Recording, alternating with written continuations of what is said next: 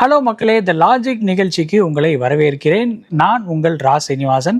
5 மாநில தேர்தல் முடிவுகளை இந்தியாவே எதிர்நோக்கி காத்துட்டு இருக்கு. குறிப்பாக தமிழகத்தில் 3 மும்முனை போட்டி நிலவுது இல்லையா? ஸோ அது ஒரு இன்ட்ரெஸ்டிங்கான ஒரு கேமாக மாறி இருக்கு. எக்ஸிட் போல்ஸ் ஒரு கணிப்பை சொன்னாலும் நிஜ முடிவுகள் என்னவா இருக்கும் அப்படிங்கிறதுல தெரிஞ்சுக்க ஒரு பெரிய ஆர்வம் இருந்துட்டு இருக்கு. முடிவுகளை எதிர்நோக்கி காத்துட்டு இருக்க இந்த கேப்ல ஒரு இன்ட்ரெஸ்டிங்கான கான்செப்டோட நான் வந்திருக்கேன். சயின்ஸ் அண்ட் எலெக்ஷன், அதாவது அறிவியலும் தேர்தலும் அப்படிங்கிறதா இந்த கான்செப்ட். அதாவது என்னன்னா, யூஸ்வலா ரெண்டுமே வேறு விஷயமா தான் நமக்கு தோணும். ஒன்று சயின்ஸ் அப்படின்னாலே லேப்ல ரிசர்ச் பண்றது, இல்லை ஒரு பெரிய ஆராய்ச்சி பண்றது அப்படிங்கிற மாதிரியான ஒரு எண்ணத்துல நம்ம இருப்போம். அதே தேர்தல்னா வாக்கு சேகரிக்கிறது, நமக்கு பிடிச்ச ஆட்களுக்கு ஓட் பண்றது அப்படிங்கிற மாதிரி ஒரு விஷயமா இருக்கும். பிரியாணியில ஏலக்காய் இருக்கிற மாதிரி இது ரெண்டுக்கும் சம்மந்தமே இல்லையே அப்படிங்கிற ஒரு ஃபீல் நமக்கு இருந்தே இருக்கும். ஆனா உண்மை என்ன அப்படின்னா, இதுல ஒரு டீப்பான ஒரு சயின்ஸ் இன்வால்வ் ஆயிருக்கு. அதை மேத்தமெட்டிக்கல் ப்ராப்ளம் அப்படின்னு சொல்லலாம், இன்னொன்று டேட்டா சயின்ஸ் வச்சு பண்ற ஒரு அரசியல் அப்படின்னு சொல்லலாம். இந்த 2 கான்செப்டும் என்ன அப்படிங்கறத டீடைலா எக்ஸ்பிளைன் பண்றேன். வாங்க வீடியோக்குள்ள போலாம். விக்னேஷ் ராஜா இயக்கத்தில் பீரியட் ஆக்ஷன் த்ரில்லர் ஜானரில் தனுஷ் நடித்துள்ள கர திரைப்படம் திரையரங்குகளில் வெற்றி நடை போடுகிறது. ஒரு எலெக்ஷனை சிம்பிளா சொல்லணும் அப்படின்னா அது ஒரு மேத்தமெட்டிக்கல் ப்ராப்ளம். அதாவது ஒவ்வொரு மக்களுக்கும், அது பல கோடி மக்களுக்கும் தனித்தனி விருப்பங்கள் இருக்கும். அந்த விருப்பங்களை எல்லாம் ஒன்றிணைச்சு ஒரே ஒரு முடிவுக்கு கொண்டு வரதான் இந்த எலெக்ஷன் அப்படின்னு சொல்லலாம். அதாவது இப்போ உங்க உதாரணத்துக்கு ஒரு விஷயம் சொல்லணும் அப்படின்னா, உங்களுக்கு 4-5 ஃப்ரெண்ட்ஸ் இருக்காங்க. எல்லாரும் ஒரு ஹோட்டலுக்கு சாப்பிட போறீங்க. ஒவ்வொருத்தருக்கும் ஒவ்வொரு ஃபுட்டு பிடிக்கும். அது மாதிரி ஆர்டர் பண்றாங்க. ஒருத்தர் பிரியாணி சொல்லுவாங்க, ஒருத்தர் தோசை சொல்லுவாங்க, இன்னொருத்தர் சப்பாத்தி சொல்லுவாங்க. அப்படிங்கிற மாதிரி போயிட்டே இருக்கும். பட் இந்த 4 பேருமே ஒரே டிஷ்ஷை தான் சாப்பிடணும். அந்த ஒரு டிஷ் எல்லாருக்கும் பிடிச்சிருக்கணும் அப்படின்னு சொன்னா அது எவ்வளவு ஒரு கன்ஃபியூசிங்கான விஷயமா இருக்கும் இல்லையா? அந்த மாதிரி தான் எலெக்ஷனும் அப்படின்னு சொல்லலாம். இதுல இந்த 4 பேரை சாட்டிஸ்ஃபை பண்ற மாதிரி ஒரு முடிவு எடுக்கிறதே கஷ்டம். அப்படிங்கிறப்போ 4 கோடி பேரை சாட்டிஸ்ஃபை பண்ற மாதிரி ஒரு எலெக்ஷன் சிஸ்டம் இருக்கணும் அப்படின்னா அது எவ்வளவு ஒரு ஃபிளாடா இல்லாம இருக்கணும் அப்படிங்கிறது ஒரு கேள்வி எழுது இல்லையா?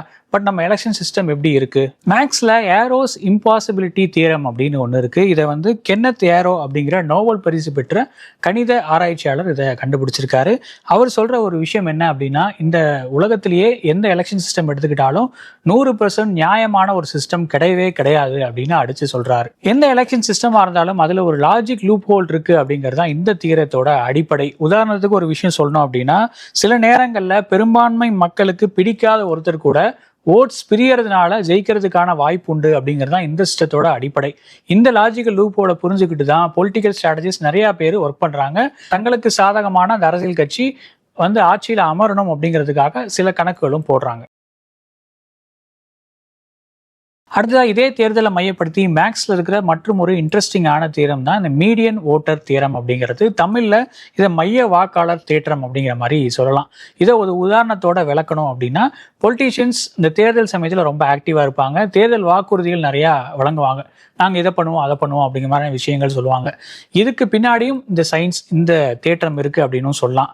உதாரணத்துக்கு இன்னும் எக்ஸ்பிளைனாக ஒரு விஷயம் சொல்லணும் அப்படின்னா, சென்னை மெரினா பீச் இருக்கு. ஒரு நீளமான பாத்வே இருக்கு. அதுல அந்த பாத்வேல லெஃப்ட் சைட்ல ஏ ஒரு ஐஸ்கிரீம் செல்லர் இருக்காரு, ரைட் சைட்ல பி அப்படிங்கிற ஐஸ்கிரீம் செல்லர் இருக்காரு. இவங்க எல்லாருக்குமே அந்தந்த செட் ஆஃப் ஒரு கஸ்டமர்ஸ் இருப்பாங்க. ஏல ஒரு சில கஸ்டமர்ஸ் வாங்கிட்டு இருப்பாங்க, பில ஒரு சில கஸ்டமர்ஸ் வாங்கிட்டு இருப்பாங்க. ஒரு கட்டத்தில் என்ன ஆகும் அப்படின்னா, சென்டர்ல ஒரு க்ரௌட் இருக்கும், அது டேப் பண்ணப்படாத ஒரு க்ரௌடா இருக்கும். உடனே ஏ என்ன நினைப்பாருன்னா, நம்ம வண்டியை நகர்த்திட்டு போய் சென்டர்ல வச்சோம் அப்படின்னா அங்க இருக்கிற கஸ்டமர்ஸையும் நம்ம அட்ராக்ட் பண்ணலாம் அப்படிங்கிற மாதிரி யோசிப்பாரு. அதே மாதிரி அவரும் பண்ணுவாரு. அவருக்கு கஸ்டமர்ஸ் அதிகமா கூடுவாங்க. இதை பார்த்துட்டு பி சும்மா இருப்பாரா?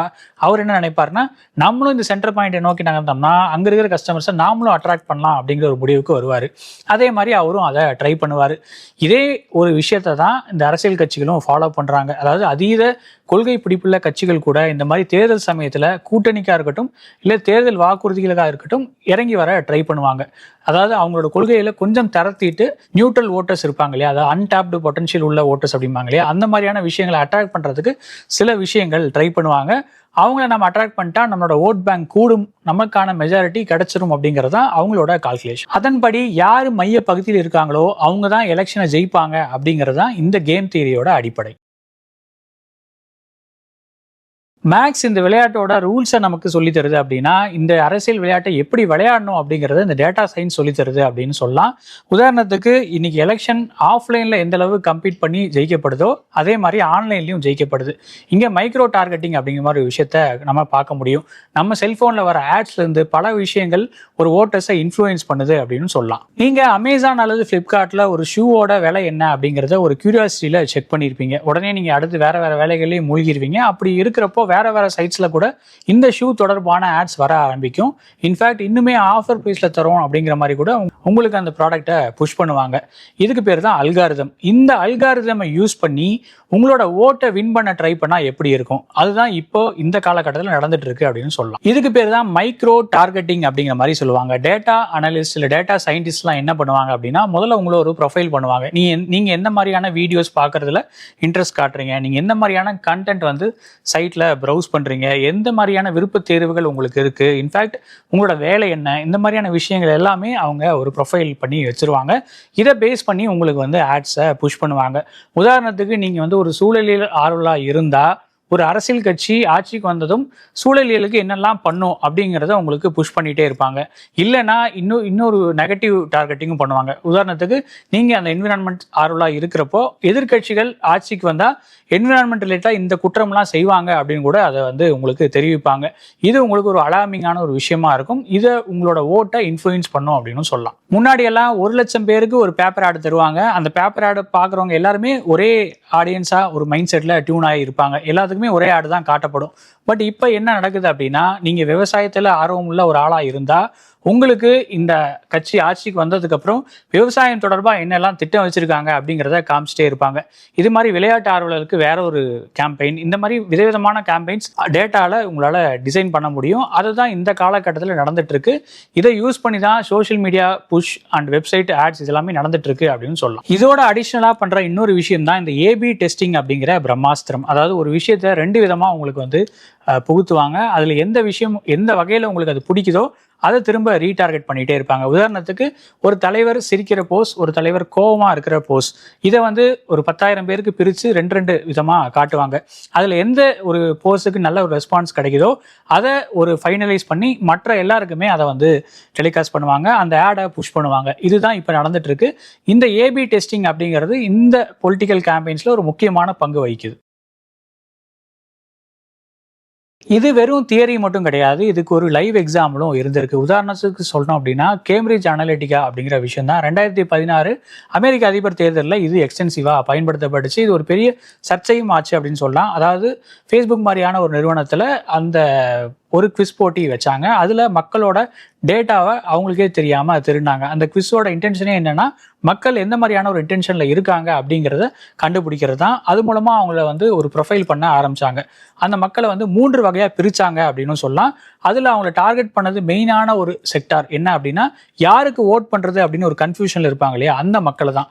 அவங்கள டார்கெட் பண்ணி இவங்க என்ன பண்ணாங்க அப்படின்னா, அவங்களுக்கு என்ன பயம் இருக்குது, அவங்களுக்கு என்ன ஒரு கன்சர்னாக இருக்குது அப்படிங்கிறத கண்டுபிடிச்சாங்க. உதாரணத்துக்கு ஒரு செட் ஆஃப் குரூப்ஸ் இருக்காங்க, அவங்களுக்கு வந்து இந்த பாதுகாப்பு குறைபாடுகள் அந்த மாதிரியான விஷயங்களில் கொஞ்சம் பயம் இருக்குது அப்படின்னா உடனே அவங்கள வந்து டார்கெட் பண்ணாங்க. எந்த மாதிரி அப்படின்னா, அவங்களோட நியூஸ் ஃபீடில் எல்லாத்துலேயுமே ஒரு ஃபேக்கான ஒரு நியூஸோ இல்லை வந்து ஒரு பாதுகாப்பு அச்சுறுத்தல் அப்படிங்கிறத ப்ரொஜெக்ட் பண்ணுற மாதிரியான நியூஸோ வந்துக்கிட்டே இருக்கும்.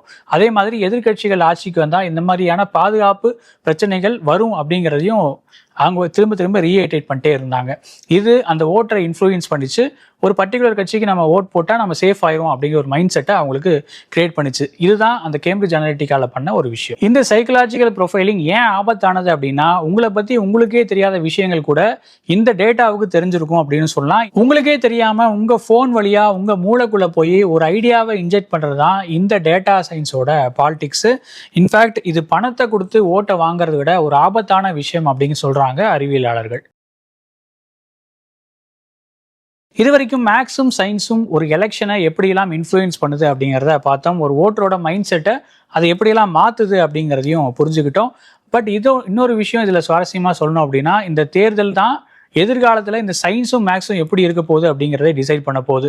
உதாரணத்துக்கு நம்ம எந்த அரசாங்கத்தை தேர்ந்தெடுக்கிறோமோ அவங்க தான் எதிர்காலத்தில் சயின்ஸ் எப்படிலாம் இருக்கணுங்கிற ரூல்ஸை ஃபார்ம் பண்ண போகிறாங்க. அதாவது ஆர்டிஃபிஷியல் இன்டெலிஜென்ஸுக்கு என்ன மாதிரியான ரெகுலேஷன்ஸ் கொண்டு வரணும், விண்வெளி ஆராய்ச்சிக்கு எவ்வளோ பட்ஜெட் ஒதுக்கணும், கிளைமேட் சேஞ்ச் எல்லாம் ஒரு பெரிய கன்சர்னாக இருக்குது அப்படின்னா அது தொடர்பாக என்ன முடிவுகள் எடுக்கணும் அப்படிங்கிறதெல்லாம் இந்த அரசாங்கம் தான் செய்ய போகுது. அந்த அரசாங்கத்தை நாம தான் தேர்ந்தெடுக்கிறோம். அந்த தேர்ந்தெடுத்ததுக்கு இந்த சயின்ஸை நம்மளை இன்ஃப்ளூயன்ஸ் பண்ணுது அப்படிங்கிறது தான் இதில் இருக்கிற ஒரு செயின் ரியாக்ஷனான விஷயம். சரி, உங்கள் ஃபோனுக்கு இதே மாதிரி டார்கெட் பண்ணப்பட்ட ஆட்ஸ் ஏதாவது வந்துச்சா அப்படிங்கிறத நினைவூட்டி கமெண்ட்ஸ்ல சொல்லுங்க. அந்த மாதிரியான நீங்க பார்த்த ஆட்ஸ் என்ன மாதிரியான ஒரு கான்செப்டை கொண்டு இருந்தது அப்படிங்கிறதையும் தெரியப்படுத்துங்க. இதே மாதிரி சுவாரஸ்யமான சில கான்செப்ட்ஸோட அடுத்த வீடியோவில் உங்களை சந்திக்கிறேன். தொடர்ந்து விகடன் டிவியோட இணைந்திருங்கள். தேர்தல் குறித்த சுவாரஸ்யமான லைவ் அப்டேட்ஸ் உடனுக்குடன் உங்களை நோக்கி வந்து கொண்டே இருக்கிறது. நன்றி, வணக்கம். வேல்ஸ் பிலிம் இன்டர்நேஷனல் தயாரிப்பில் விக்னேஷ் ராஜா இயக்கத்தில் தனுஷ், மமிதா பைஜு, சுராஜ் வெஞ்சாரமூடு நடிப்பில் வெளியான கர திரைப்படம் ரசிகர்களின் வரவேற்பை பெற்று திரையரங்குகளில் வெற்றி நடை போடுகிறது.